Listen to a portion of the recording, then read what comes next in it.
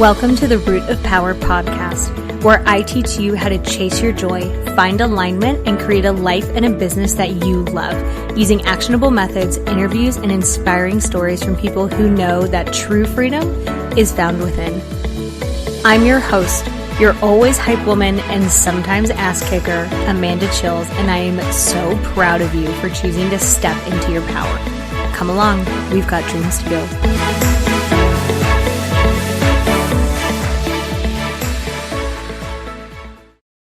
Okay, my love, I have put everything that I offer for free on one page so that we are not doing more work than we have to, because why would we do that? Hashtag work smarter, not harder. So livemyhappyhealth.com/free. You are going to find everything I've created for not only leveling up in your personal life and building a life that you love, but leveling up in your business life and building a business that you love. Okay? livemyhappyhealth.com/free. Love you. Hello, Root of Power fam. We almost had a reschedule, but lucky us, persistent us, we figured it out. And here we are with Corey Zacher, a business strategist and consultant who I imagine helps people thrive and reduce overwhelm and cut out the BS so you can just do what you want to do and make money while you do it, which is like the dream. So welcome, Corey. Super stoked that you're here.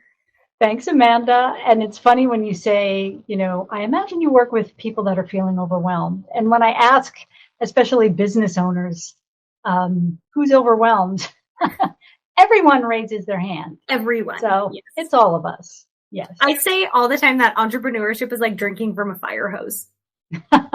Exactly. I agree. While also drowning in the ocean. Mm-hmm. Fine. How did you get into the work that you do? Sure. I started my company about 4 years ago. Before that, I live in Los Angeles. I worked a corporate job out here. And all the rumors about our traffic in Los Angeles are true. So, this was not a remote position. It was in person. And I would be sitting in traffic over 3 hours a day getting to and from work. So I think talk I would about rather overwhelm. eat raw chicken. Like daily, yeah. I would rather eat raw chicken. Yeah, it was awful. But I loved the job, loved the people and the mission. So I stayed and did that for 4 years. Wow. So it was lots of responsibility, lots of tasks, and the commute. So I was overwhelmed. I finally reached my breaking point, and I left to start my own company. I will help small business owners run their businesses. But the funny thing is that I thought, yay, freedom. I have my own business. But I'm also a really good multitasker, which I think a lot of people, especially women, are.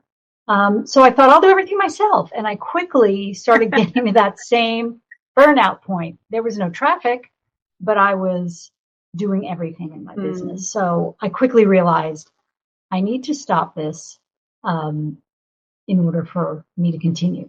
And the irony is I was helping other women with service-based businesses manage their businesses and take things off their plate and all the things, but I wasn't doing it for myself. You're like, hey, self, we should probably implement that. So I did it and figured out different ways that helped me to kind of create a business and a life that was really balanced and that I loved. And my business has since shifted to that's specifically what I do. I work with service-based businesses, helping to figure out what can you delegate, who do you need to hire to help you, what systems and automations can you put in place, and then the glue holding it all together is mindset. So I became certified as a positive psychology coach as well to kind of,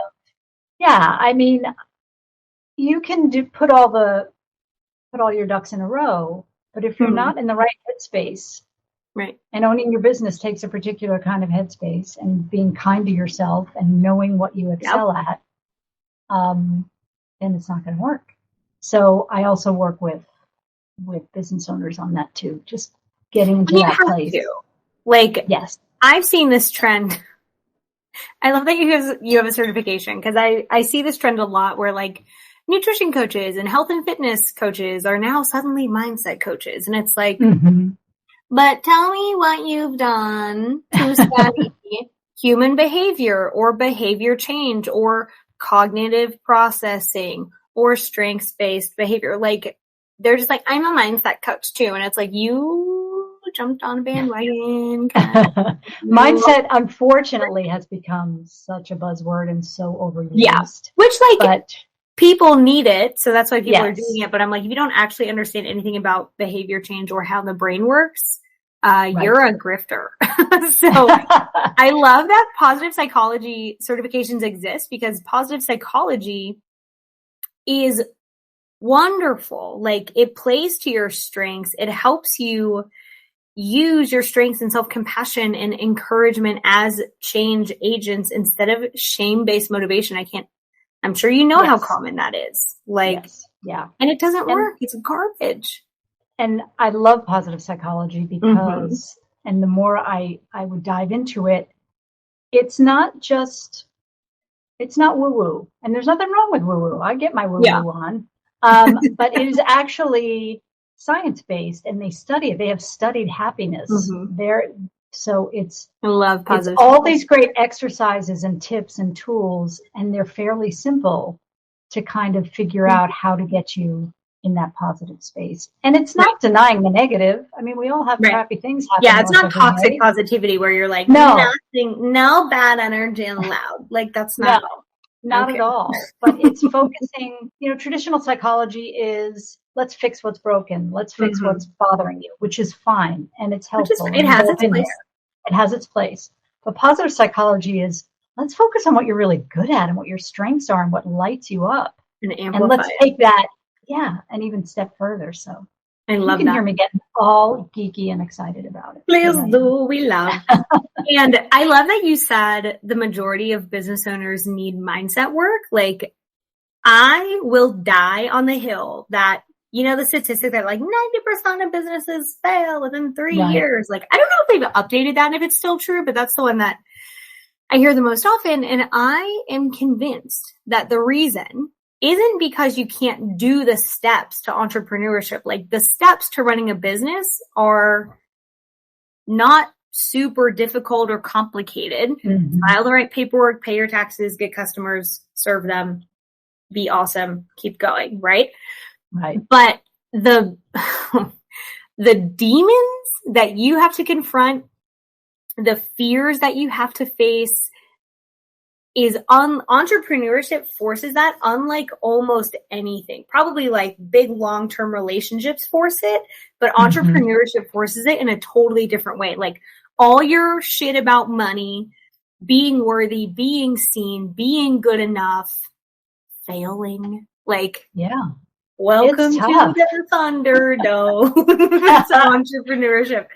It's true. And it's something, as much as I, preach, here are ways to improve it. It's something I still have to work on every single day. You can't just say, now I'm a positive psychology coach. Everything's right in my world. It's just like, no, I have to work on this every single day. Welcome to my world. Some days are better than others. For sure. But if you don't have that piece in place, all those everything demons, falls apart. Because like when I work with someone and figure out, hey, you may need to hire some help instead of doing it all alone in your business. Even if it's just like a virtual assistant for an hour. You figure out how much they're a control freak, right? Yes. Or suddenly like, I'm a leader, and that imposter syndrome comes up, like, who am I to lead somebody and pay them salary? And, there's a lot of that. So. And I find, and I'm sure you find this too, once people work through one version of that fear, another version comes up, because you can have imposter syndrome on hiring a team, but you can also have it on launching a new product, right? Like, so I'm a therapist. I literally walk and have walked hundreds of people through healing people pleasing. And I built a course on people pleasing, and I'm like, everyone's going to think I'm an idiot. Yeah. Amazing. But right? like, I have literally hundreds of people of proof that like the system works. And I'm just like, nope, everyone is going to think it's horrible. It's never going to work. And then I'm like, what? So you can even have these things in different like circumstances, and they're sneaky, right? Which is why it really helps to have a coach who not only has a bird's eye view of your business, but a bird's eye view of your patterns. Yes, absolutely. And becoming aware of that, like, here I go again, sinking into those negative thoughts and trying to get around that. And sometimes, you know, one of the early steps that I took was calendaring in time to step away. And the thing is, the first step was putting it in the calendar, like literally 20 minutes, I'm going to eat lunch. Woo. Great for me. I know, I just started a lunch break this year. Yes, right? It's or 20 minutes, I'm going to walk the dog, get some sunshine. And I would put it on my calendar and I wouldn't honor it. I would be busy working all day for other clients. I would honor them, but not myself. So that was a big mindset shift of just like, no, the time I put on the calendar for me is just as important. So I started honoring that. And then it eventually got to the point I don't have to put it on my calendar anymore. I was proud of that. So that's a big deal, because it's hard, especially as a service-based business, right? Because you're literally like, your entire business revolves around serving other people. So that just becomes your default, is to neglect and to serve others. But at some point that leads to such an intense burnout. And is that where you see people starting to come to you, is like they're kind of hitting a burnout mark? Yes, absolutely. They can be having a really successful business and, you know, their numbers are really good. Yeah. But they're sitting on their couch at midnight doing their own invoicing and billing and still taking care of their kids and doing all the different jobs that they don't have to be doing. Yeah. And they're super close. That, you know, like that statistic we were talking about before, whether it's accurate or not, that 90% of businesses fail. Part of that is thinking, I have to do all this myself. 100. Yeah. Which isn't true, right? Like, I was talking to a business coaching client about that today, and she's a photographer. And so we were talking about, like, bringing someone on to edit. And editing is a very, very, like, specific personal thing. Like, every photographer has a different style. And she was like, how do I even teach that? And I'm like, bet, girl, I got you. So we talked about, like, when people think about outsourcing, when they think about delegating, when they think about bringing on a team member, and it becomes like, how do I take something that I do naturally, or that now comes naturally to me, and reverse engineer it into a system? And a lot of people don't know how to do that. So my cat's about to join. So I was telling her, like, film yourself editing and talk yourself through the process. Why do you do this way? Why didn't you make this choice? What makes this a good choice? Yes, Kitty. What makes this a choice that you didn't make? And I was like, give them that video, and then the more checkpoints that you have throughout. So I'm like, they would do the first 5 or 10 photos, and then they're checking back with you, and they do another 5 to 10 and they're checking back. And I said, eventually you won't have to check on them, because they'll get you. Like, most things can be systemizable. And I think people just don't know how to do that, because, like, creating systems is its own skill set. Yeah, sure. And it's okay that if you start a business, it's not intuitive how to do all these things and how to make it run. So getting the help is okay. Right. Yeah, absolutely. And that was great advice that you gave to that photographer, because I don't know if you've ever read the book Clockwork by Mike Michalowicz. No, but I love Mike Michalowicz. P.S. If anyone knows him, I want to be his friend. But so we want to be friends with Mike. Hook us up. Like, we love. He really has a knack for explaining systems. Yes, he's really really simply. Because that's what reminded me. He says this in Clockwork, like, make a video of what you do, and exactly what you said. So he talks in there specifically about, he calls it the queen bee role of your business. So getting back to that photographer example, the queen bee role that needs to be protected is the wonderful photographs that photographer takes. Right. That person doesn't need to be bogged down by the editing process and the scheduling and the whatever else is involved in the business. Yeah. So you have to determine what's the queen bee role of what you do and protect it at all costs. Yeah. So it's a great book. I highly recommend it. It's just a It's Great. on my list. I will die with a stack of books next to me. But yeah, we love Mike Michalowicz. So what are some of the things that you walk people through? So it sounds like you help them create systems, you help them figure out where their zone of genius, where they need to delegate. And I would be willing to bet that a lot of people come and they're like, well, it's too early to do those things. I don't have enough time or revenue or XYZ to do those things. Like, so what are some of the things? Have you been listening into my client call? I know your people. Yeah. And we're all... I actually just hacked your computer 2 weeks ago. We're all the same. Yeah, right? I mean, come on, I was there. Really? We try to think we're unique, but we all do it. Yeah. One of the first things I do is an exercise to figure out where those things they love are, where the things they hate are, and how to get rid of the things they hate. So I call it the yay, nay giveaway exercise. And we literally I make a document, share my screen with them, and we go through it. I say, okay, your yay list. What do you love? Yeah. And it could be all the things. Oh my gosh, I love taking photographs and working with clients and doing podcast interviews. Yes. And it can be personal too. I love cooking, and that's something I don't have time to do. I love walking my dog. The nay list are all the things that drain you, the things that you might even be good at some of them, but they drain you and you hate doing it. For me, it's invoicing and bookkeeping and numbers. As much as I'm aware of my numbers, I just don't get too deep in there. And then the giveaway list. Okay, let's look at those things on the nay list, figure out what you can get rid of totally. Because let's admit it, there are some things that we do that we don't necessarily have to. True. And what could you delegate? And it doesn't mean you have to, getting back to that mindset of like, I can't do this yet. I can't afford it. I've worked with some clients where I said, you can hire a virtual assistant for 2 hours a week, and you're not going to believe what a difference that's going to make. Oh my God. That might be like $50 a week, $60, depending on who you hire. And you'll be amazed at what is taken off your plate, and you then have more bandwidth to get creative, figure out new offers in your business. Hey, I don't know, spend time with your kid or your partner. Do things you enjoy. Crazy. Yes.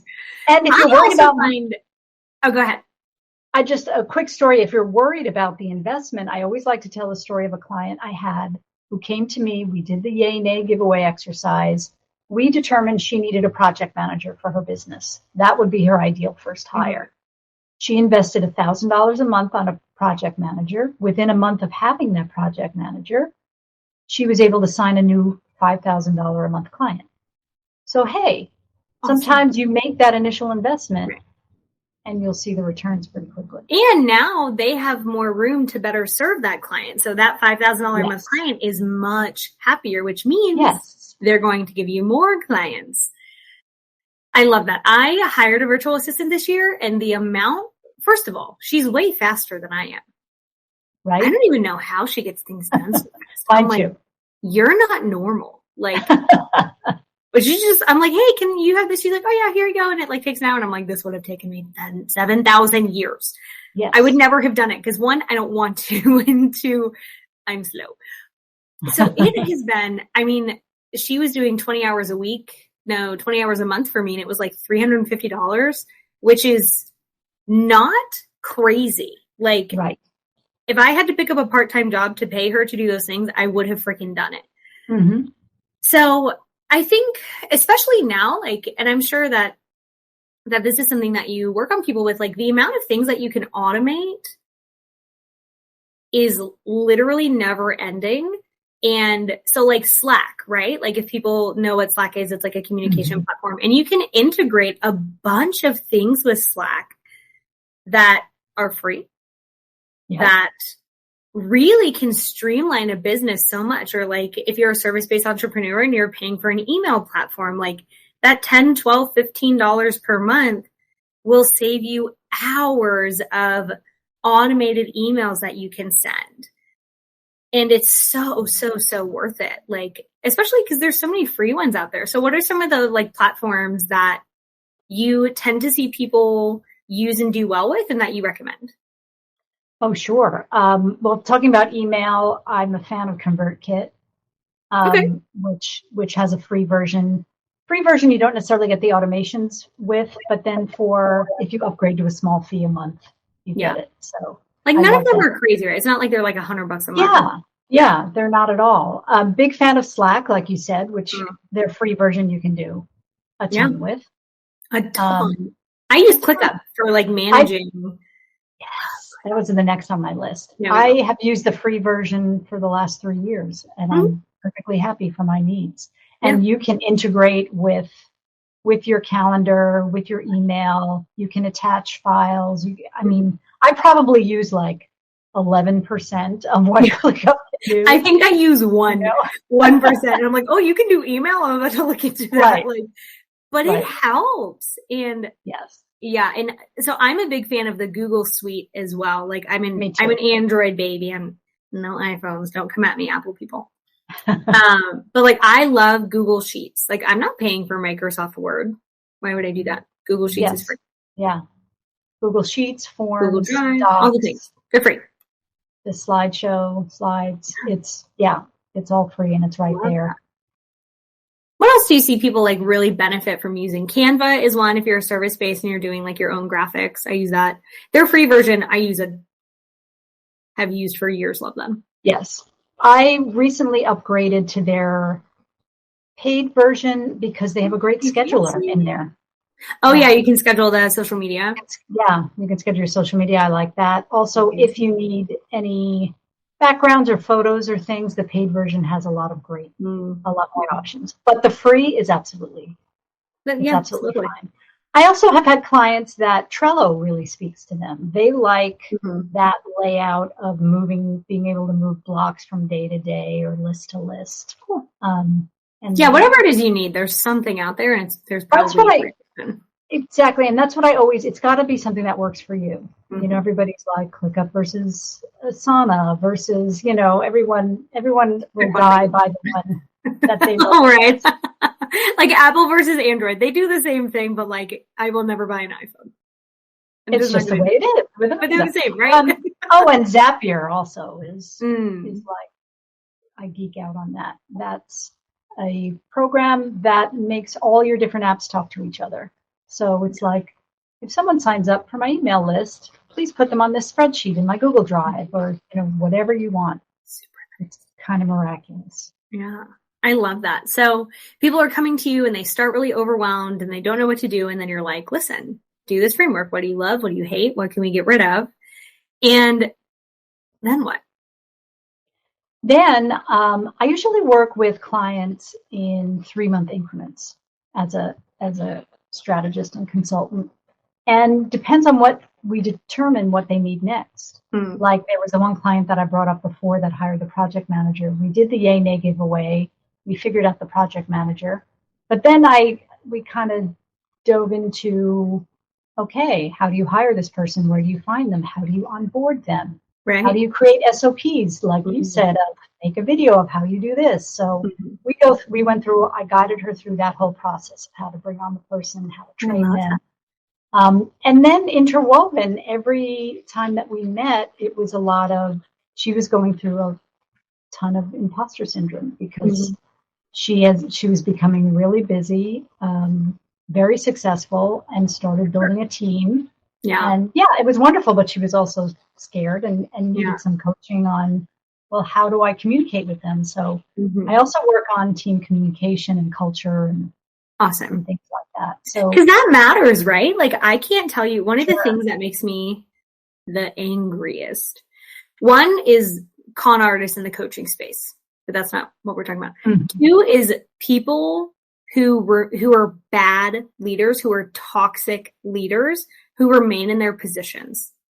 That makes no sense to me. Like I was really lucky when I was working for companies that I had really good bosses, like really quality, strong leaders. And I can tell you now, like I would not have stayed for bad leaders.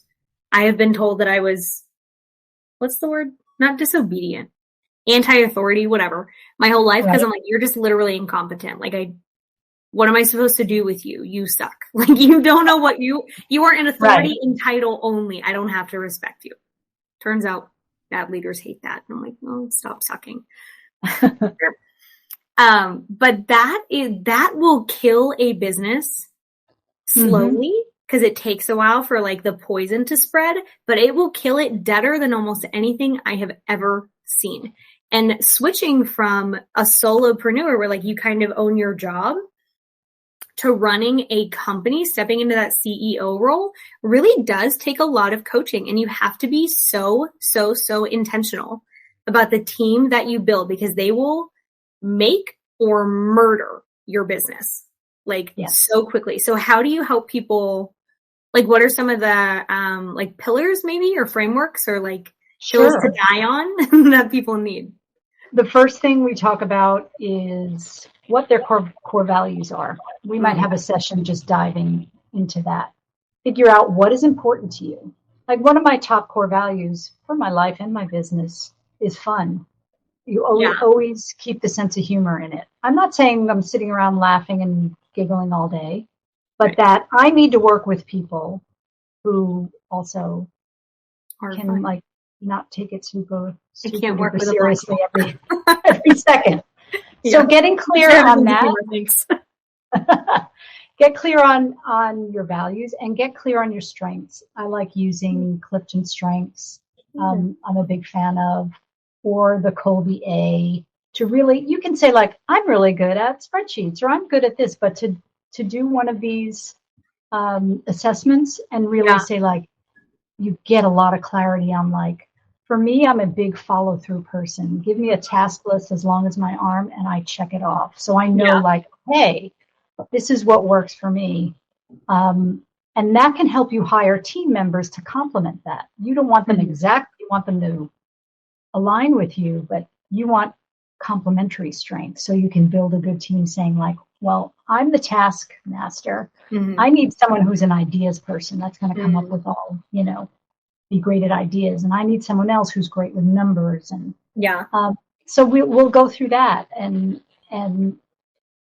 kind of that brings into focus who your team should be. And when you're interviewing and hiring, making sure they're in alignment with that. I love that. So I operate under the mindset that like you can train almost any job as long as it like obviously the person is a good fit. Like if they hate numbers, you don't want to train them for a numbers role, or if they like have to have a certification, then obviously they have like if I'm hiring a therapist, they have to be licensed, non-negotiable, obviously. Sure. But you can train almost any job. Like I can train you how to be a therapist in the way that I want you to be a therapist, but I cannot fix like a crappy person. Right.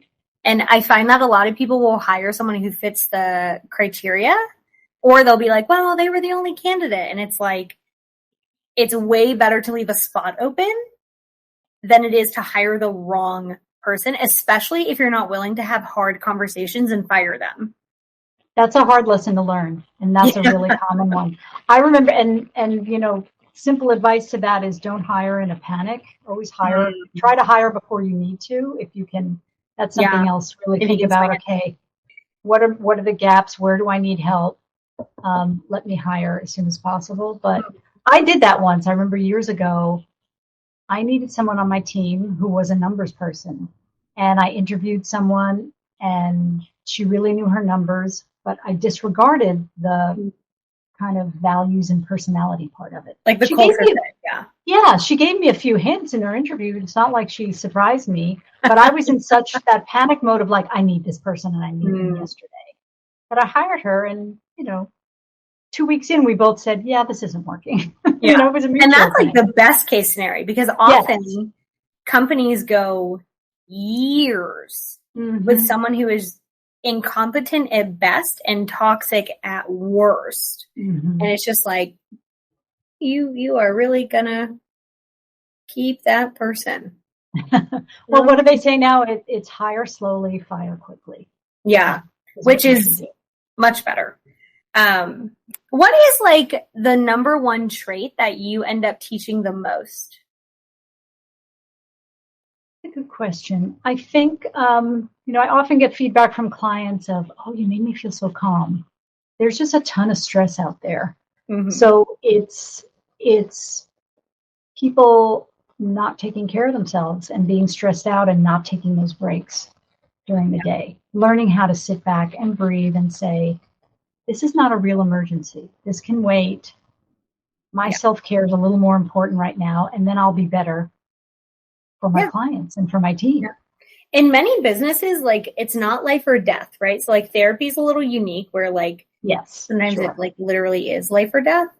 But if you are a business coach, if you deliver courses for people, if you are an Amazon driver, like, unless someone is getting insulin through Amazon, it's not life or death. Right. So we don't want to always be reacting as if everything is on fire, because then you can't sit back and be like, why is everything always on fire? How can I just make things stop being on fire? Right. Which is so much more helpful than running around. Can you not eat? Yes, thank you. Your butt. He's like, mother's not paying attention to me? Must be on camera. Right. She's obviously doing the wrong thing. So you end up teaching self-care a lot.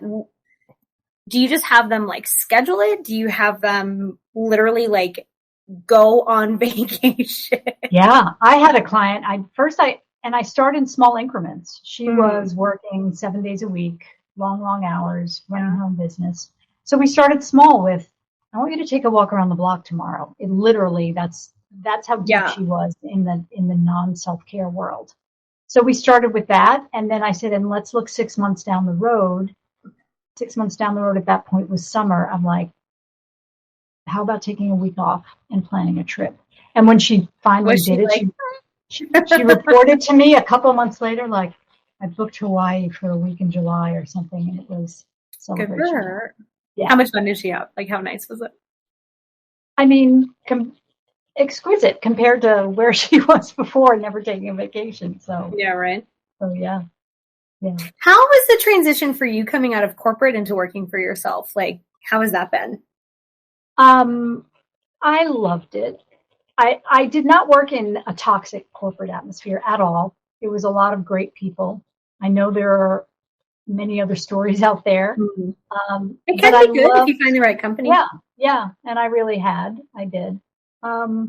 So for me, the transition was pretty seamless, especially since that 3-hour commute was gone. I was so happy to be home. 3 hours one way?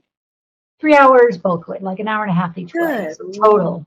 And that was on a good day. There were some nightmare days that were even longer. But it's funny, I took with me from corporate some of the things like, goal setting and checking in and kind of looking at the different quarters of the year and saying, okay, here's what I'm going to do this quarter and here's my revenue goal. And so, I was grateful for all that. But I was also happy that I wasn't in that kind of regimented, meetings every other day. Not every other day. What am I saying? Every other hour you're in a meeting. It's all changed now, I think, since this was pre-COVID. I'm sure it's definitely shifted. I think it's shifted and more relaxed than it was when I was there. But I don't miss that. I love that. What else we got? So when you're having people set up like their ideal schedule, what do you find is like the biggest thing that they change? Just like more time for themselves or like? Yeah, because they don't have that in there. Yeah. And also, I tell people, let's figure out what works for you. Some love time blocking. Some love, I'm working with clients on Tuesday and Thursday. Monday's my CEO day where I, dive into my business and I really figure out, get creative. What are my next offers going to be? Maybe Wednesday is I'm engaging on social media. I'm having coffee chats. I'm networking kind of day. But I've had other people say like, that doesn't work for me. I need to do a little bit of each every day. I'd rather do it that way instead of, I couldn't stand a whole CEO day on a Monday. It would drive me crazy. So again, it's tailored to what works for them and incorporating breaks. I love that. And I think people miss that about business is like you get to run it in the way that works for you. Like I work from home. I wear leggings and a t-shirt pretty much every day. I sit under a field. That doesn't make sense. I sit under a tree in my field and do therapy. And it works for me, and it works for the therapist that I bring on, because if it didn't, they wouldn't work for me. And it works for my clients. And I think the beautiful thing about building the business your way is that you're happy. It's like we start a business to have more freedom, right? And then I love the quote that entrepreneurs are the only people who will quit a 40-hour-a-week job to work 80 hours a week. Right. But if you're doing that 2-3 years in, and depending on your business model, 1 year in, that's not okay.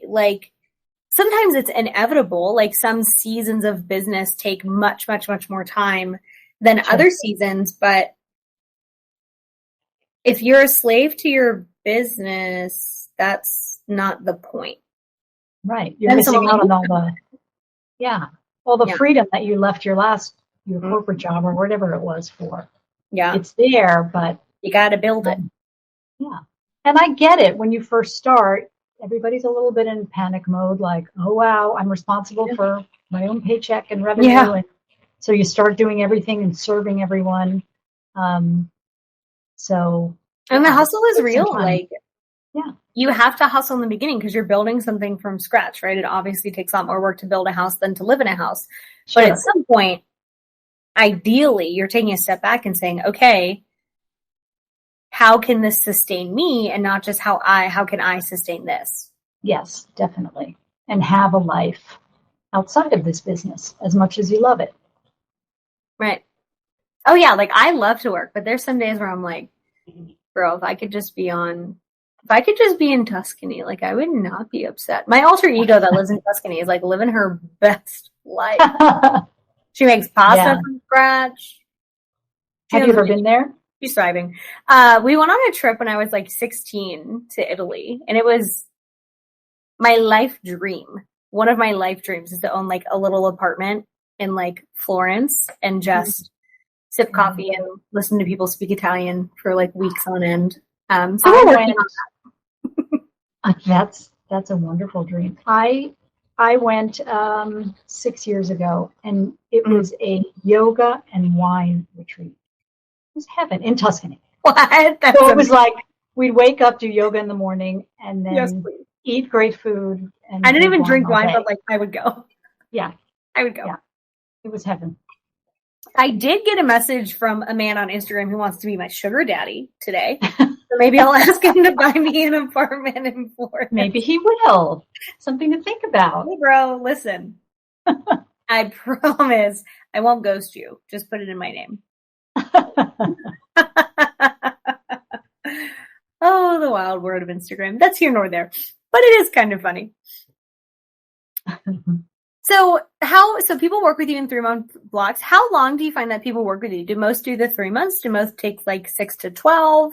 It depends what they need. Usually it's a 3 to 6 month. A lot of times after the 3, they'll say, I still need you. We still need, I still want to work on things. And they'll go for 6 months. I'll also do one-offs. I'll do a 90-minute strategy session. Mm-hmm. I just worked with someone who had started her own business. She left corporate a couple of years ago, started her own business, and wanted to pivot what direction she wanted to go in. She had started offering one thing. So we worked together 90 minutes doing the Yay Nay giveaway, because that helps in all these circumstances. I'm figuring out okay, how are you going to make this move? Mm-hmm. I've helped companies plan their team retreats in a strategy session, which is really fun. It's just getting their team together and figuring out. Wine and yoga in Tuscany. Wine and yoga and, a little bit of work and goal setting mixed in, but a lot of culture and a lot of fun. In between wine and yoga, yes. So I love doing that. Isn't it so cool that you can really build a business doing anything that you want to do? You really can. There's people who make those ambient noise videos on YouTube where it's a fireplace crackling or fireplace and rain. Those people probably make significantly more money than I do. And they just make videos and put them on YouTube and make money from it. And I'm just God bless the internet. Because you can literally do anything. It is. That's the exciting part of entrepreneurship, I think. Yeah. Have an idea or a passion, just you know what, you can make that a paid business. Right. Like you want to make cat toenail polish? I don't know if anybody will buy that, but like, you know what? That's a possibility. Yeah. Do your market research. That's right. Probably not that one, but like doggy nail polish. People like to paint their dog's nails. Yeah. Are you someone who like has a lot of business ideas, or is one of the reasons that you like working with other people because you can like get into their business idea? I love exploring that with other people. I come up with ideas, but I'm much better at hearing other people's ideas and kind of reining them in and figuring out, okay, what direction are you going to go in? Yeah. That's my I'm someone who, like, if I'm driving, I'll call my sister and I'm like, hey, I have an idea. I have an idea. Or I'll tell my mom and I'll be like, so I've been thinking. And both she and my dad are like, oh God. Here it comes. Right. And I'm like, what if we did this like totally ridiculous thing? And they're just like, yeah, sweetie, we love you. We don't know what that is, but that's fine. We support you. Yeah. I think it's so nice to have someone who like, one of the nice things about hiring a coach or a consultant who is also brave is that whatever idea we come up with, they're like, all right, let's figure out how to make it work. Because I think a lot of people, I have a litmus test for if people believe in themselves, and it's to tell them something you want to do, right? So if like I'm telling my parents like, hey, I want to start a company where I make leather armor for cats. Like I'm going to make it. It's going to be on Etsy. It's going to be super great. Like they're going to look like little dragons. It's going to be fabulous. My parents would be like, I don't even know what that is, but like 100% we're behind you because they believe in themselves. Right. But like what I have found is that if people don't believe in themselves, they really struggle to believe in you. And I think for early entrepreneurs, that can be so discouraging because like you're excited and you want to tell people and you want those people to believe in you. And that's one of the reasons that I really recommend coaching early on in a business. So you can filter out all that noise from people who probably don't know what they're doing. And now they just want to give you advice. It's like when you become a parent, everyone's like, oh my God, you should raise your baby this way. And you're like, do you have a baby? Or you're like, I don't even like your kid. Amazing. So I'm not listening to you. Like, you don't have a kid or I don't even like your kid. So hard pass. And so you have someone who's like, okay, that's maybe doable. Let's find out. I'm not telling you it's not doable, but if it is doable, let's figure out how to do it. Yes. And I just love coaches early. Yeah. And I love really listening, not just to what they're saying, not just to what my clients are saying, but how they're saying it. Like the strategy session that I did recently for the woman who was thinking of pivoting her business.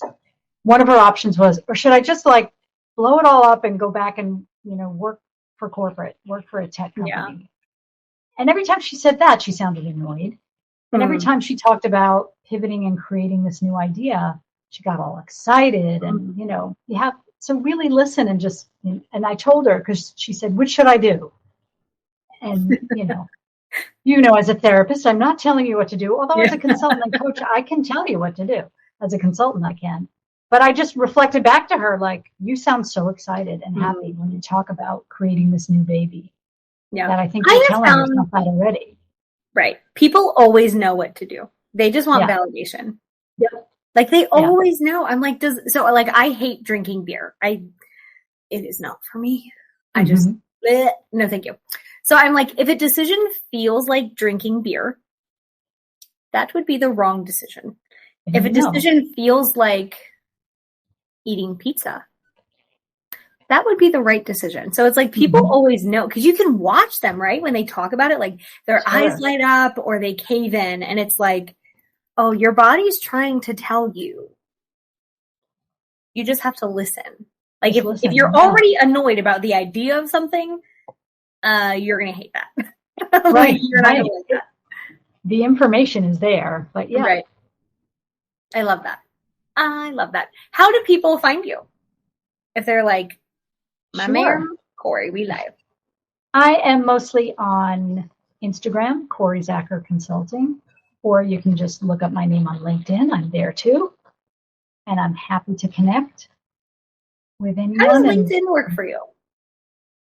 It does well. I spent most of I've always been on LinkedIn. I've been on there for years.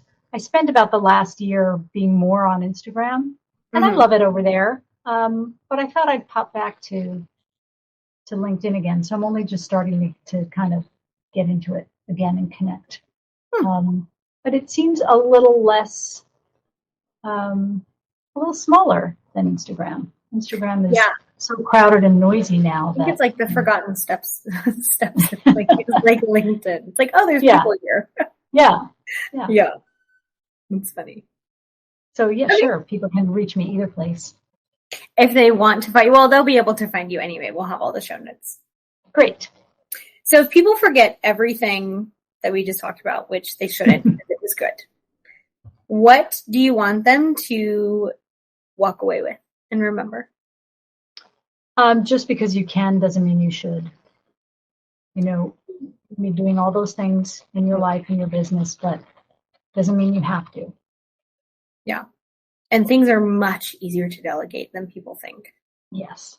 It's so much easier. Yeah, you just have to get a little clarity on what you want to give away and delegate.